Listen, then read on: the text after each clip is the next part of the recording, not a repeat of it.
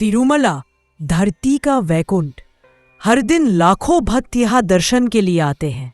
हर आंखों में एक ही विश्वास, लेकिन हर मन में एक ही सवाल, श्री वेंकटेश्वर की मूर्ति बाईं ओर झुकी हुई क्यों दिखाई देती है?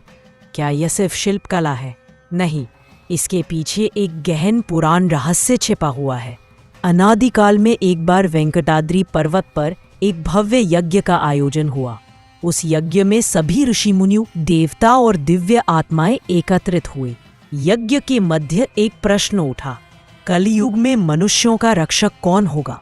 सभी ने एक स्वर में उत्तर दिया, कलयुग में जो सबसे तुरंत भक्तों की पुकार सुनता है वही वेंकटेश्वर भगवान है।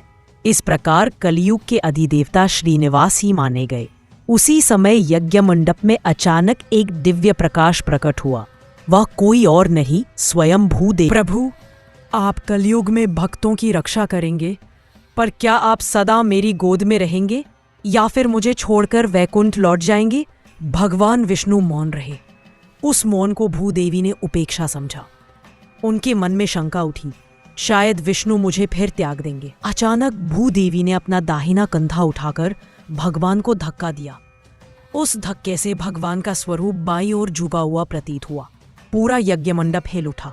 ऋषि विस्मित हो गए, देवता भयभीत हो उठे, परंतु भगवान श्रीनिवास शांत खड़े रहे।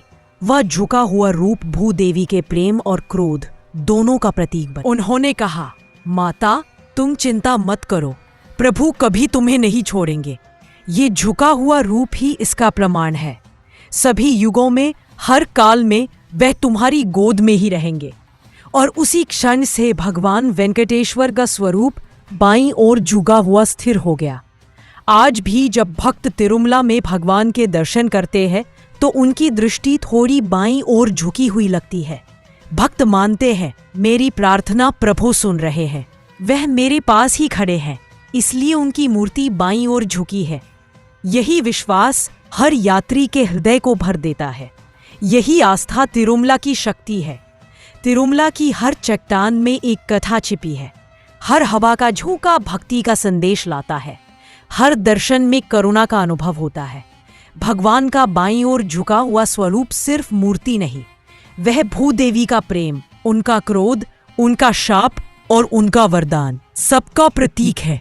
यही तिरुमला की अनोखी महिमा है। यही भगवान वेंकटेश्वर का दिव्य रहस्य है।